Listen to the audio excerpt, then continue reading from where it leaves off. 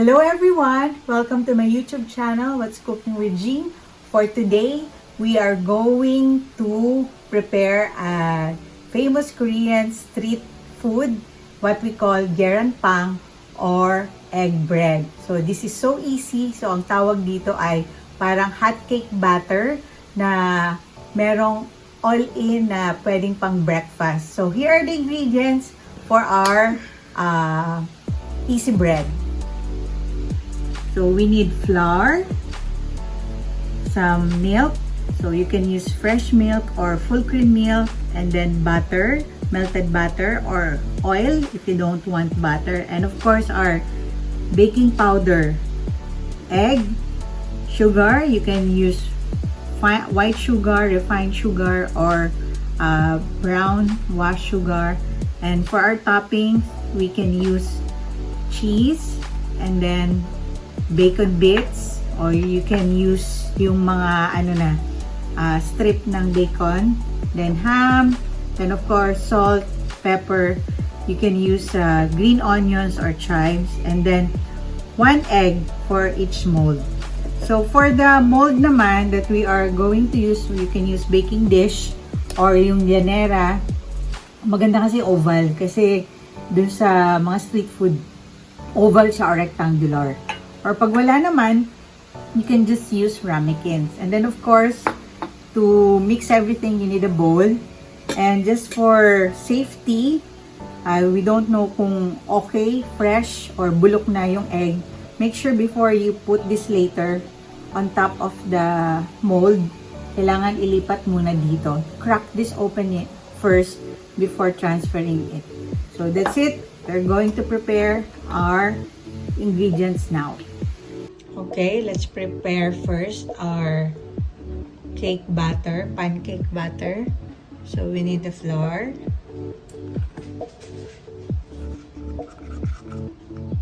and then our baking powder, then some salt,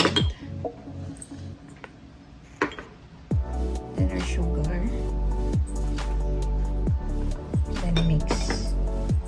Okay, once you're done mixing our dry ingredients, let's put in our wet ingredients, our milk, and then our egg, and then of course our butter or oil, and just mix everything. So madali lang talaga siya. Haluin lang natin. Okay, once mahalo mo na, it's not too thick or not too thin. Pag feeling mo medyo thick pa siya, you can add 1 to 2 tablespoons of water. And then make sure, before we pour in to our mold, make sure lang na i-brush nyo to ng butter or ng oil para maya mabilis siyang matanggal. Okay, let's pour it in. So at least mga 1/4 lang. So hati-hatiin nyo lang yan. Okay. So let's crack open 1 egg. So sana buo yung egg yolk.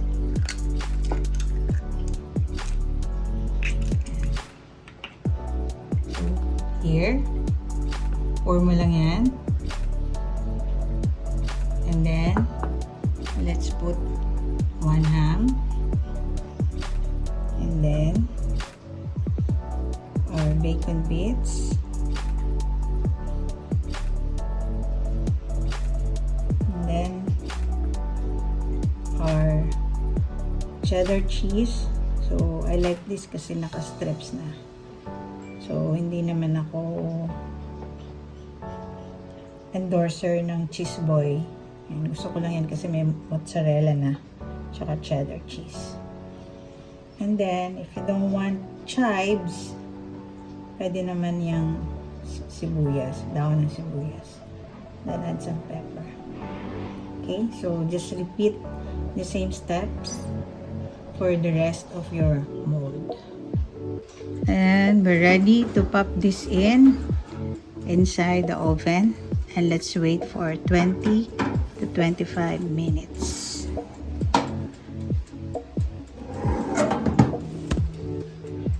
Okay, here's our freshly baked Gyeranppang. When you take them out of the molds, this is how they look. So yummy and smells so delish. Enjoy!